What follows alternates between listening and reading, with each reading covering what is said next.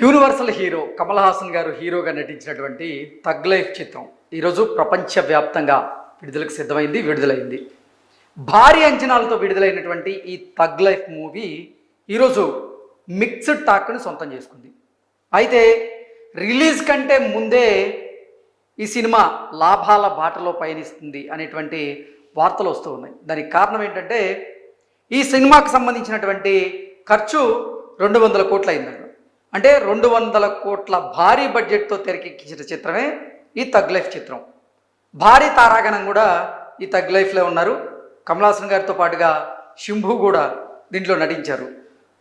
ఈ tug life తెరకెక్కించేందుకు 200 కోట్ల రూపాయలు ఖర్చు చేశారంట. అయితే ఆ 200 కోట్ల రూపాయలు సినిమా రిలీజ్ కంటే ముందే వచ్చేసాయంట.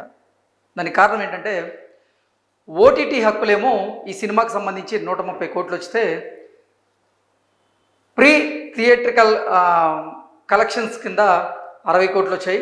అలాగే మ్యూజిక్కి సంబంధించి మరో 20 కోట్లు. ఇలా మొత్తంగా చూసుకున్నట్లయితే 200 కోట్లకు పైగా కలెక్షన్స్ అంటే ఈ సినిమా రిలీజ్ కంటే ముందే వచ్చినాయి. ఇప్పుడు థియేటర్స్లో విడుదలైనటువంటి నేపథ్యంలో థియేటర్స్లో వచ్చేటువంటి కలెక్షన్స్ అన్నీ కూడా ఈ సినిమాకి లాభాలుగా మారేటువంటి అవకాశం ఉంది.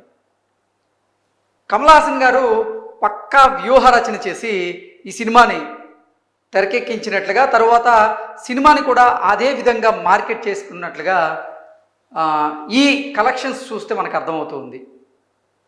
ఈ మధ్యకాలంలో చూసుకున్నట్లయితే కమల్ హాసన్ గారు తన మాట తీరుతో వివాదాలకు కేంద్ర బిందువుగా మారుతూ ఉన్నారు. గతంలో కొన్ని అంశాల మీద ఆయన అభిప్రాయాన్ని వెల్లడించడం, దాన్ని కొంతమంది నెటిజన్లు ఎండగట్టడం, ఇవన్నీ మనం చూస్తూ ఉన్నాం.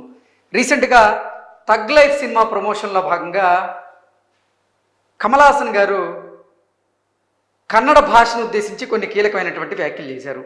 ఆ వ్యాఖ్యలు ఏంటనేది మనందరికీ తెలుసు. తమిళం నుంచే కన్నడ భాష పుట్టింది అంటూ కమల్ హాసన్ గారు ఈ థగ్ లైఫ్ మూవీ ప్రమోషన్లో చేసినటువంటి వ్యాఖ్యలు ఏవైతే ఉన్నాయో అవి కన్నడ నాట, ముఖ్యంగా కర్ణాటకలో తీవ్ర దుమారాన్ని రేపాయి. కన్నడిగులు అందరూ కూడా ముక్తకంఠంతో మీరు బహిరంగ క్షమాపణ చెప్పి తీరాలి, లేదంటే ఈ సినిమాని మేము ఇక్కడ విడుదల చేయలేము, ఇక్కడ విడుదలైన ఆడనివ్వము అంటూ కన్నడిగులు పట్టుబట్టి కూర్చుకున్నటువంటి నేపథ్యంలో కమల్ హాసన్ గారు కూడా ఎట్టి పరిస్థితుల్లో నేను అన్నటువంటి వ్యాఖ్యలు ఏవైతే ఉన్నాయో వాటికి నేను క్షమాపణ చెప్పేటువంటి ప్రసక్తే లేదు, నేను అన్న దాంట్లో తప్పు లేదు అంటూ ఆయన కూడా క్షమాపణ చెప్పేందుకు ముందుకు రాలేదు. ఆయన అసలు క్షమాపణ చెప్పేటువంటి ప్రసక్తే లేదని తేల్చి చెప్పారు.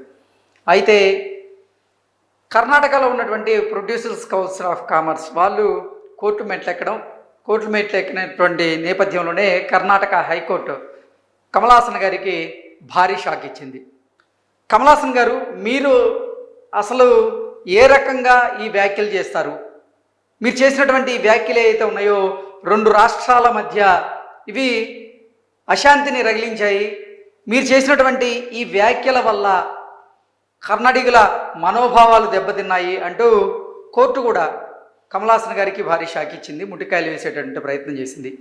అసలు తమిళం నుంచే కన్నడ భాష పుట్టింది అనడానికి మీ దగ్గర ఏమన్నా ఆధారాలు ఉన్నాయా? మీరేమన్నా చరిత్రకారులా, లేకపోతే మీరేమన్నా భాషావేత్త?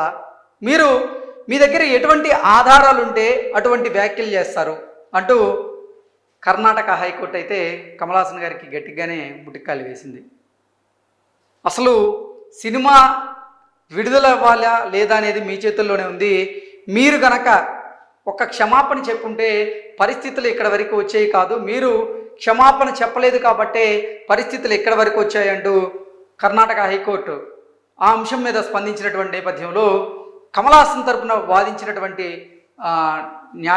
న్యాయవాది మాత్రం అసలు కమల్ హాసన్ గారి తప్పులేదు, ఆయన ఉద్దేశపూర్వకంగా ఈ వ్యాఖ్యలు చేయలేదు అంటూ ఆయన కమల్ హాసన్ గారిని వెనకేసుకొచ్చుకునేటువంటి ప్రయత్నం చేసిన నేపథ్యంలో కర్ణాటక హైకోర్టు కూడా ఆ న్యాయవాదిని కూడా మీరు ఏదైనా సరే మాట్లాడే ముందు ఆలోచించి మాట్లాడండి, కమల్ హాసన్ గారు చేసినటువంటి ఆ వ్యాఖ్యలు ఏవైతే ఉన్నాయో వాటి ఉద్దేశం ఏంటనేది కన్నడిగులందరికీ అర్థమైంది, మీకు ఎందుకు అర్థం కాలేదు?